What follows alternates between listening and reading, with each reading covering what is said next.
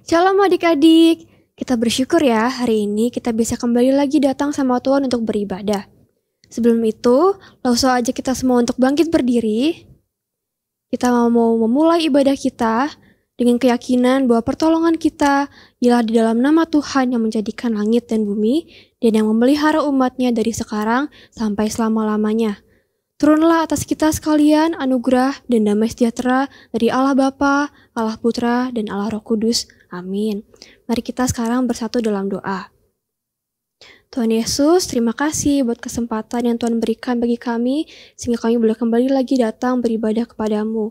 Dan kami mohon kiranya Engkau yang boleh menolong kami dari ibadah ini awal sampai akhirnya, supaya kami boleh beribadah dengan baik kepadamu. Terima kasih Tuhan, dalam nama Tuhan Yesus kami berdoa. Amin. Adik-adik, sekarang kita mau muji Tuhan. Mari kita sama-sama menyanyikan lagu dari Terbit Matahari. Lausa undang adik-adik semua untuk menyanyikan lagu ini dengan gerakan ya.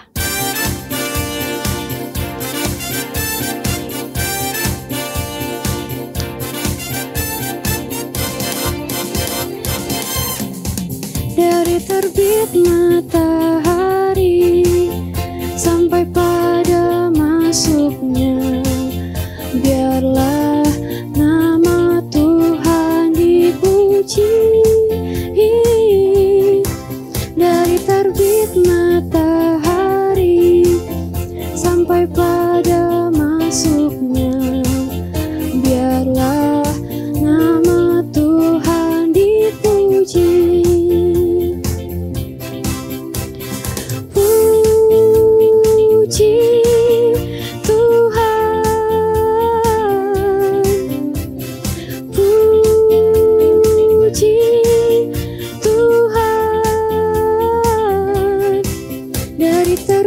matahari sampai pada masuknya, biarlah nama Tuhan dipuji. Dari terbit matahari sampai pada masuknya, biarlah nama Tuhan dipuji. Dari terbit matahari sampai pada masuknya, biarlah nama Tuhan dipuji. Puji Tuhan,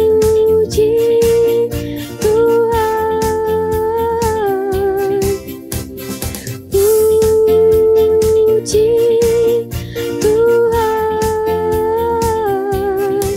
dari terbit matahari sampai pada masuknya, biarlah nama Tuhan dipuji.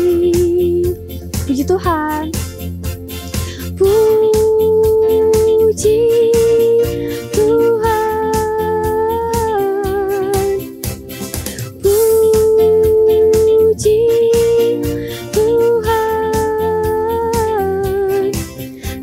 terbit matahari sampai pada masuknya, biarlah nama Tuhan dipuji.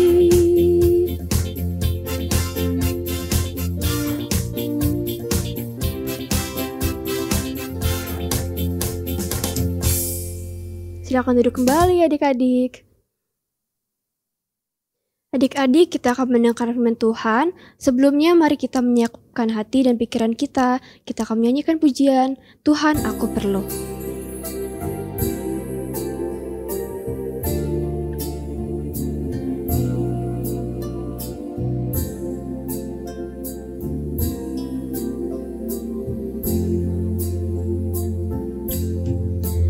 Tuhan aku perlu setiap waktu, suara apapun tak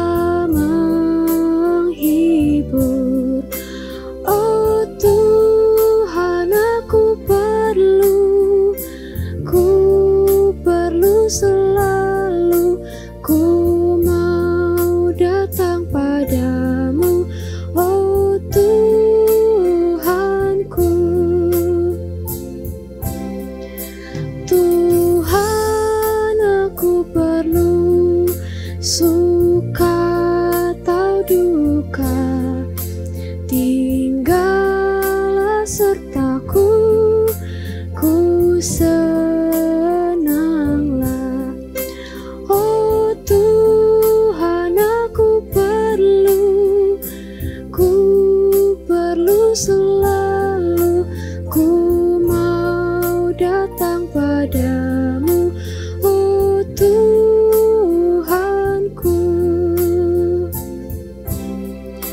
Tuhan, aku perlu ajaranmu, janjimu abadi, genap dan pasti. Oh Tuhan, aku perlu selalu, ku mau datang padamu, oh Tuhanku.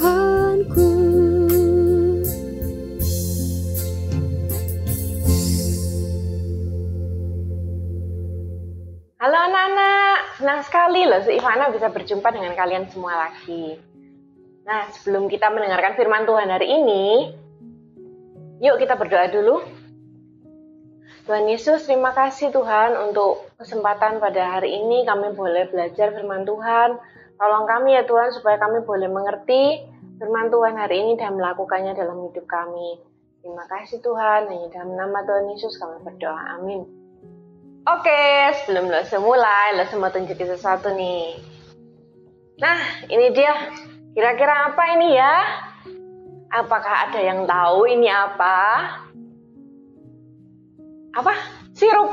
Oh, bukan sirup ini. Terus apa dong kira-kira yang warnanya begini?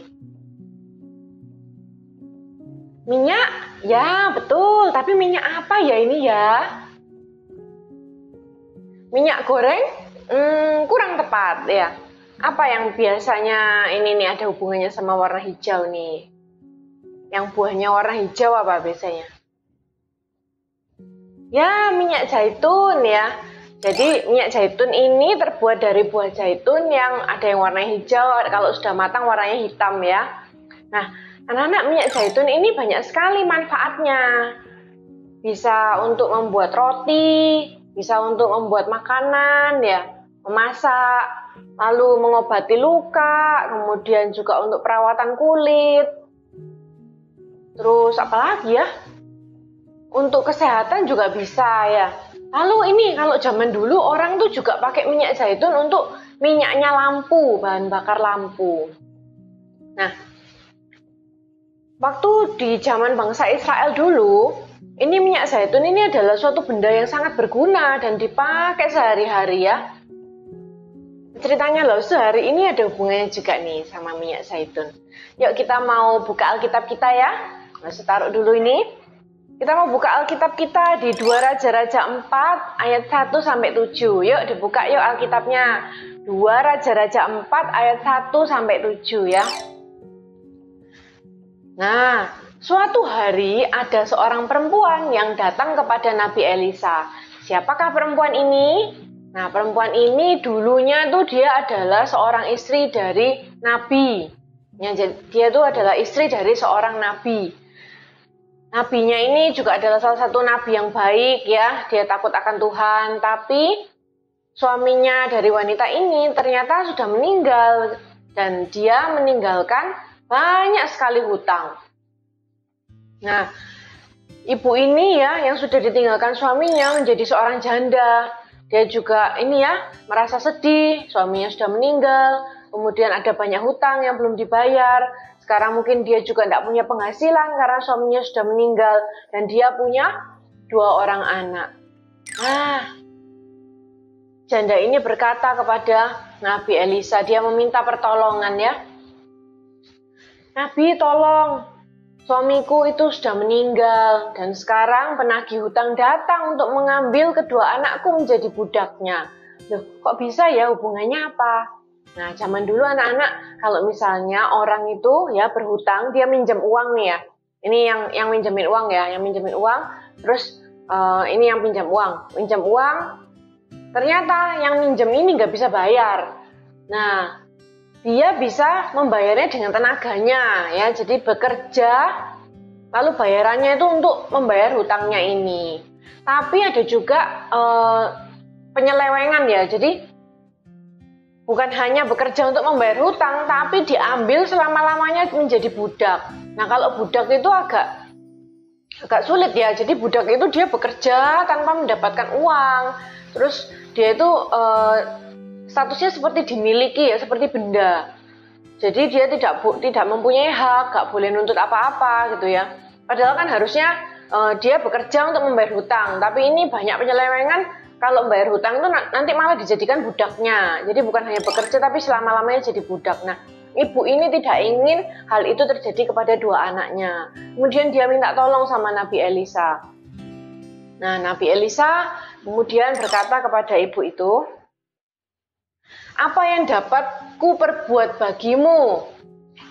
Coba ibu pikir ya, di rumah ada apa, Bu?" Gitu. Apa yang ada kamu punya di rumah? Terus ibu ini mikir-mikir ya, apa ya yang saya punya di rumah ya? Oh, Nabi, di rumah itu saya punya sebuah buli-buli kecil berisi minyak ya. Satu botol kecil ya, mungkin botolnya tidak seperti ini bentuknya ya. Tapi ibu itu ingat saya punya satu botol kecil minyak zaitun. Baiklah, kata Nabi Elisa. Kamu pergi ke tetanggamu ya, kamu minta bejana. Nah, ini gambarnya bejana ya, kalian bisa lihat. Kalian minta bejana-bejana kosong. Bejana itu seperti kendi atau tempat tempayan gitu ya, untuk biasanya dibuat tempatnya air gitu ya, tempat untuk menyimpan sesuatu kalau zaman dulu dari tanah liat. Nah, ayo mintalah bejana-bejana kosong dari tetanggamu ya. Jumlahnya jangan terlalu sedikit, jangan terlalu banyak juga, nanti rumahnya nggak cukup ya. Jadi suruh minta bejana dari tetangganya, kemudian suruh masukin rumahnya janda itu, disuruh tutup pintu ya, kemudian disuruh tuang minyak itu ke bejana itu, mana yang penuh nanti dipindah gitu lagi ya, disuruh berbuat itu terus, tuang minyak dalam buli-buli itu ke dalam bejana. Kemudian janda itu melakukan tepat seperti yang diberitahukan oleh Nabi Elisa. Dia dan anak-anaknya meminta bejana-bejana kosong dari tetangganya ya. Minta bejana, pinjam sana sini ya, kemudian dibawa masuk ke rumahnya. Lalu anak-anaknya membantu dia ya. Sedang ibu ini menuang minyak ya, ibu ini tuang minyak ke dalam satu bejana, nanti satu bejana penuh, anaknya pindahkan bejana yang penuh itu, kemudian ambil lagi bejana kosong, dituang lagi ya. Dia melakukannya itu di dalam rumahnya dia ya. Dia tutup pintu, dia lakukan itu seperti yang dikatakan oleh Nabi Elisa. Nah, anak-anak, apa yang terjadi? Ini janda itu terus menuang minyak ya, penuh. Pindah lagi, ganti lagi bejana yang kosong, dituang lagi sampai penuh. Nanti diangkat, dipindah lagi, ganti bejana yang kosong. Nah, pada suatu kali sudah dia tuang sampai penuh. Nah, dia bilang, ayo nak, dekatkan padaku sebuah bejana lagi. Tapi anaknya bilang, sudah tidak ada lagi bejana yang kosong, ibu, gitu. Dan berhentilah minyak itu mengalir ya. Ternyata waktu sudah tidak ada bejana lagi, minyaknya ini yang dalam buli-buli itu ternyata sudah habis. Nah, anak-anak, sungguh suatu mujizat ya yang dibuat Tuhan ya. Padahal minyak yang dalam buli-buli itu kan, bayangin ya, buli-buli itu botol kecil. Tapi bisa mengisi bejana yang begitu banyak ya. Itu suatu mujizat yang diberikan oleh Tuhan kepada janda ini. Kemudian dia cepat-cepat pergi lagi ya menemui Nabi Elisa. Nabi Elisa, aku sudah berbuat seperti yang engkau katakan. Sekarang di rumahku banyak minyak. Lalu apa yang harus aku lakukan? Nah, Nabi Elisa bilang, pergilah jualan minyak itu ya. Kemudian uangnya itu kamu gunakan untuk membayar hutangmu dan hiduplah dari lebihnya. Jadi Nabi Elisa tahu bahwa hasil penjualan minyak itu sudah cukup untuk menutupi hutangnya janda itu ya. Dilunasi semua hutangnya dan masih ada lebih supaya dia dan anak-anaknya itu bisa hidup, bisa beli makanan. Nah, akhirnya janda itu menjual minyak-minyak dalam bejana itu, dan ternyata benar anak-anak ya, uangnya itu cukup untuk membayar hutangnya dia, juga cukup, masih ada lebihnya sehingga dia bisa makan dengan anak-anaknya. Nah, itulah yang terjadi ya. Dari awalnya dia merasa sangat sedih, janda itu sudah kehilangan suaminya meninggalkan banyak hutang, terus anaknya mau diambil jadi budak. Rasanya pasti bingung sekali ya, sudah sendirian ya, nggak ada pelindung, suaminya sudah nggak ada, kemudian dia menghadapi masalah yang begitu sulit, seakan-akan nggak ada jalan keluar. Nah, dia cuma bisa minta tolong kepada Tuhan. Dan ternyata Tuhan juga menolong dia, membuat mukjizat untuk menolong janda ini. Nah, apa yang bisa kita pelajari dari cerita ini, anak-anak? Allah itu pasti akan memelihara kita. Sama seperti Allah memelihara janda ini dan kedua anaknya. Allah pasti juga akan memelihara kita ketika kita dalam kesulitan, ketika kita menghadapi masalah yang sepertinya nggak ada jalan keluar. Tuhan itu pasti memelihara kita. Lalu mau ajak kita buka Alkitab kita lagi di Filipi 4 ya. Yuk dibuka Alkitabnya, Filipi 4 ayat 6 sampai 7. Filipi 4 ayat 6 sampai 7. Masih bacakan untuk kita semua ya. Janganlah hendaknya kamu khawatir tentang apapun juga, tetapi nyatakanlah dalam segala hal keinginanmu kepada Allah dalam doa dan permohonan dengan ucapan syukur. Damai sejahtera Allah yang melampaui segala akal akan memelihara hati dan pikiranmu dalam Kristus Yesus. Nah, dari ayat ini kita bisa belajar ya, ketika kita punya masalah, menghadapi kesulitan, ingatlah kepada Tuhan. Dia akan menolong kita, dia akan memelihara kita dan menemani kita melewati semua masalah kita. Allahku akan memenuhi segala keperluanmu menurut kekayaan dan kemuliaannya dalam Kristus Yesus. Itu ada di ayat 19 ya. Tuhan berjanji akan memenuhi kebutuhan kita dan memelihara kita. Ingat itu ya anak-anak ya. Tuhan akan selalu berjanji untuk memelihara kita. Dia tidak akan meninggalkan kita. Oke, sekarang waktunya ayat hafalan. Ayat hafalan kita terambil dari Mazmur 145 ayat 18. Mazmur 145 ayat 18. Tuhan dekat pada setiap orang yang berseru kepadanya, pada setiap orang yang berseru kepadanya dalam kesetiaan. Oke, sekali lagi ya. Mazmur 145 ayat 18. Tuhan dekat pada setiap orang yang berseru kepadanya, pada setiap orang yang berseru kepadanya dalam kesetiaan. Nah, sampai sini dulu cerita firman Tuhan hari ini. Mari kita berdoa. Tuhan Yesus, terima kasih untuk kesempatan hari ini kami boleh belajar tentang kisah ini, Tuhan. Bagaimana Tuhan memelihara janda ini dan kedua anaknya melalui perantaraan Nabi Elisa. Tuhan, kami pun sering mungkin menghadapi masalah seperti janda ini. Tolong Tuhan, ingatkan kami ketika kami sedang dalam masalah, supaya kami tidak mengandalkan kekuatan kami sendiri, tapi boleh bergantung kepada Tuhan, dan boleh ingat bahwa Tuhan adalah Tuhan yang selalu peduli dan memelihara kami. Terima kasih ya Tuhan, di dalam nama Tuhan Yesus kami berdoa. Amin. Beri syukur, berilah syukur, beri syukur. Susah ataupun senang, beri syukur. Panjatkan doamu sepenuh hatimu, kasihnya Yesus jadi milikmu.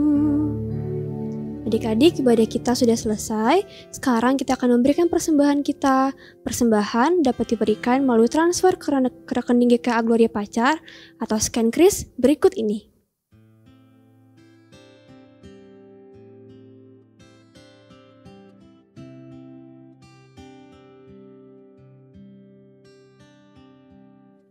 Adik-adik langsung undang untuk bangkit berdiri. Mari kita arahkan hati dan pikiran kita untuk menerima berkat dari Tuhan. Tuhan memberkati engkau dan melindungi engkau. Tuhan menyinari engkau dengan wajah-Nya dan memberi engkau kasih karunia. Tuhan menghadapkan wajah-Nya kepadamu dan memberi engkau damai sejahtera. Amin. Silakan duduk kembali adik-adik. Adik-adik, ibadah kita sudah selesai. Lausa mau mengingatkan untuk kita semua boleh beribadah sekolah minggu secara onsite ya di lantai 3 jam 9.15. Lausa tunggu ya kehadiran adik-adik semua. Dan adik-adik juga jangan lupa untuk share video ini ke teman-teman atau saudara-saudara kalian yang belum beribadah, supaya mereka juga dapat beribadah bersama-sama dengan kita. Sekian pengumuman dari Lausa. Happy Sunday, God bless you all. Bye-bye.